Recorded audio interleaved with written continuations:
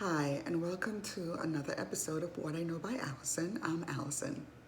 Last week we spoke about communicating with spirit. This week I want to talk about one of the ways that you can communicate with spirit. I want to talk about the pendulum.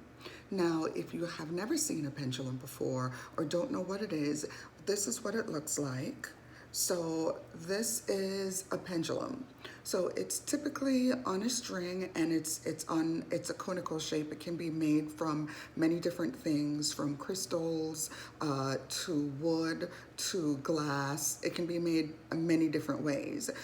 If also you don't have a pendulum, you can actually use a necklace. If you're wearing a ring, just thread in your ring through it. So you can create your own easy to use pendulum, especially if you already create that connection to spirit. So this is what a pendulum looks like. Now, just to break down what a pendulum is or what you use it for, a pendulum basically is a simple form of communication with your higher self or the source or God. And this way you can basically learn to trust yourself more. This is how I break down using a pendulum. It typically gives you yes or no answers. So it's very simple, it's very to the point. When I actually first started using a pendulum, what I did was I asked it questions that I knew the answers to, like, is my name Allison White and is the sky blue? Just simple questions like that, just to get into the swing of things. So start off with questions that you know the answer to, and see how basically you're getting your answers. Being aware that the pendulum connects you with your higher self, connects you with the source. And what it's doing, it's giving you answers that basically connects to that particular day and that particular time, meaning that if you ask the same question, sometimes the answers could change because circumstances change and situations change. And that's just how life is. When situations change, when you've changed your mind about something or switched about what you're going to do or make a decision about something that you're going to do, the answers could potentially change. So if you ask a question today, you can definitely ask the same questions tomorrow to see if the answers to that question has changed. The first tip on how to use a pendulum is to go to your favorite crystal shop or find a crystal shop, and or you can find it online. But typically go into a crystal shop so you can see the pendulums, see the crystals, see what they're made out of, and see which one really calls to you. The one that really calls to you, that's the one that you buy. And don't just pick up any one and say, oh, these are pendulums, I'm gonna buy this one. No, pick the one that connects to you. Pick the one that you can't take your eyes off of. Pick the one that you come back to. Tip number 2 in using a pendulum is basically taking it home and cleansing it.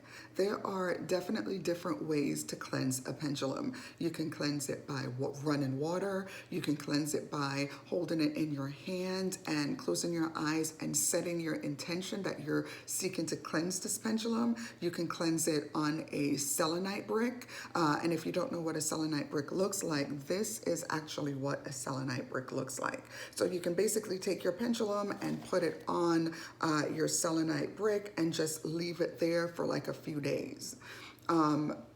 If you're not going to use a selenite brick, you can actually cleanse it by the sun, like letting it sit in the sun for a while, charging it by the sun, cleansing it by the moon, letting it sit out on a full moon. You can even bury it in the earth and let the earth cleanse it, especially if you have a piece of crystal. They come from the earth can definitely cleanse it or charge it or both. So that's what I would suggest in cleansing your pendulum. And there are other ways to cleanse your pendulum, but those are just the ways I am used to and the ways I've used to cleanse my pendulum.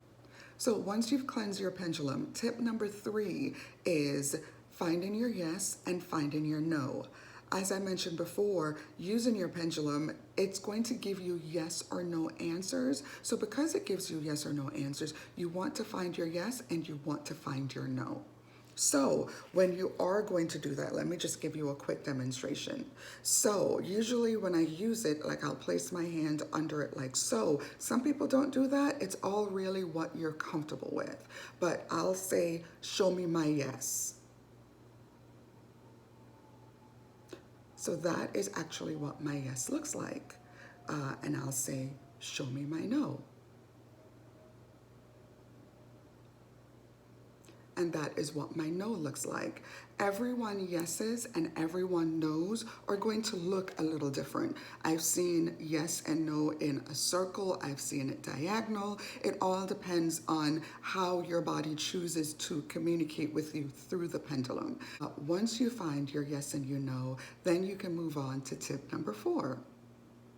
Tip number 4 in using your pendulum is grounding and centering yourself. How I like to describe grounding and centering yourself is taking a few deep breaths and getting into that space where you're ready to meditate, right before you're ready to go into meditation. Almost like not a deep meditation, but that space before you get to that deep meditation. So it's grounding and centering yourself. So that is tip number 4. Tip number 5 is protecting yourself. So what I like to do is I like to put a bubble around myself.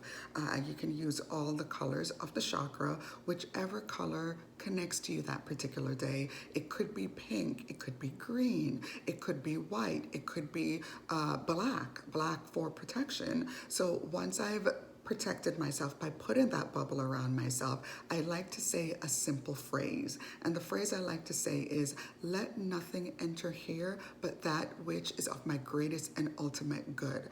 I am protected by the light. I am protected by the source. As I will it, so mote it be.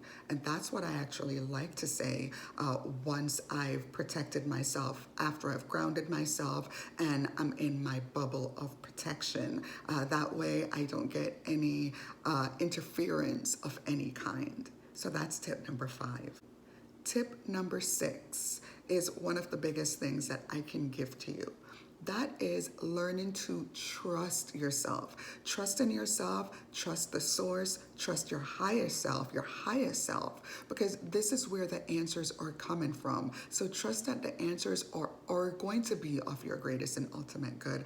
They're going to be something that is going to allow you to get through your day, to answer your questions. So this really, all the exercise that I'm giving you is really learning to trust yourself, learning to get the answers from yourself, all within yourself. And you're going to find the answers that really connect with you, really make that almost like a pinging noise, like, okay, that feels right. The more you do it, the more you learn to trust yourself, and the more you can seek answers instead of maybe going outside of yourself and completely seeking your answers, okay? So that is tip number 6, learning to trust yourself through these exercises. Tip number 7 is understanding that things can and will change when it involves other people, because it's creating alternate possibilities. Once you've changed your mind about something, or make your mind up about something, or make a decision that you are on the fence about, things change, and that's the path. Like, think about it as a tree, and you have the root of the tree, and then you have all these different branches. Well, once you make a decision, it could branch off into different ways, and that's why I say when you're using it mostly, use it mostly for you, not for other people, not to find out answers about other people, unless it is in relations to yourself. But in either case, it's really about you, and maybe helping you make a decision that you've been on the fence about, maybe helping you make a decision that, you know what, you weren't certain about, or finding something out. And really, that is my 7 tips for using the pendulum. Thank you for coming to another episode of What I Know by Allison.